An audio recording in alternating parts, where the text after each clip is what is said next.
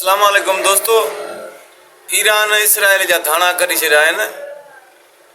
Netanyahu हाणे माफ़ी घुरंदो वते, पर ईरान चए थो कतई कोन तोखे माफ़ी मिलंदी, तोखे पंहिंजे कैद जी सज़ा मिलंदी ऐं दुनिया पूरी ॾिसंदी त तुंहिंजो छा असरु थींदो। असीं अली वारा आहियूं, अली वारनि सां गॾु रहंदासीं। असीं हिन मुनकरनि ते अॼु जे यज़ीदनि ते लानत था विझूं। होॾां वरी बबलू बदमाश जेको आहे सो पंहिंजी बदमाशी ॾेखारे रहियो आहे। ट्रम्प खे हर जॻह हर अहिड़े माना जाइनि था हुनखे जेको आहे सो टाचर करे रहियो आहे जो मतां ट्रम्प मुंहिंजे ख़िलाफ़ु कुझु ॻाल्हाए, पर ट्रम्प जी फूस ते लता हींअर ट्रम्प को बि अहिड़ो जवाबु नथो ॾेई सघे।